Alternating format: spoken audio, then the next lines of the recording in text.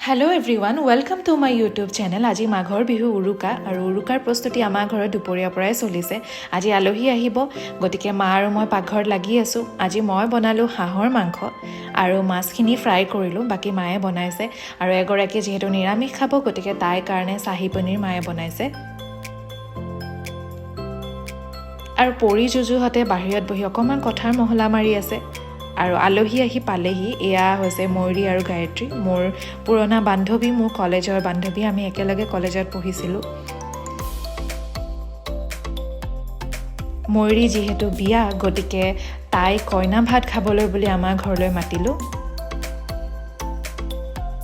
ময়ূৰী আৰু গায়ত্ৰী যিহেতু বোকাখাততে থাকে, গতিকে আমাৰ খুব কমেই লগ পোৱা হয় আৰু ফোনো আমি কমকৈ কৰোঁ। হ'লেও আমাৰ বন্ধুত্ব কিন্তু কেতিয়াও কমি যোৱা নাই। কিমান বনাব মানে পাত্তাই নাপাওঁ। তুমি এতিয়া পেট খালী কৰিবহে লাগে, এতিয়া খাব লাগে খালী কৰি। মই যে সঁচাকৈ অকণ ক্ষীণাইছিলোঁ, কিন্তু গৈ থৈ এতিয়া সংগে ঠিক নাই দেই। মায়ে খাই দে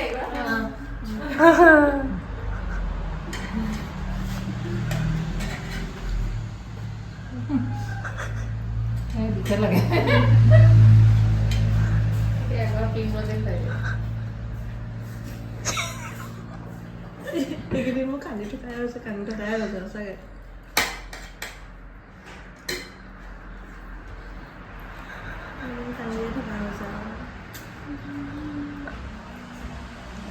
এতিয়া মই ময়ূৰী আৰু গায়ত্ৰীৰ লগত সিহঁতৰ ঘৰলৈ বুলি ওলালোঁ।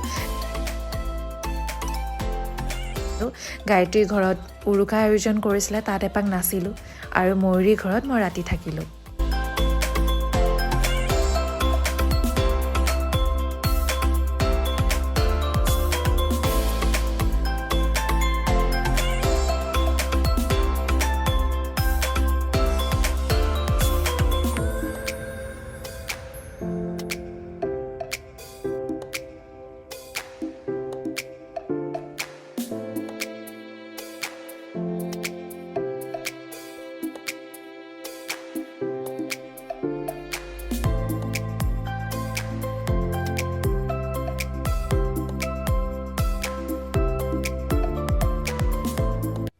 Good morning. আজি মাঘৰ বিহু আৰু ৰাতিপুৱাই মই আহিছোঁ ময়ূৰীৰ ঘৰৰ শাকৰ বাৰীখন। বৰ্তাই খুব ধুনীয়াকৈ শাকৰ খেতি কৰি থৈছে, তাৰে অকণমান আপোনালোকক দেখুৱাওঁ।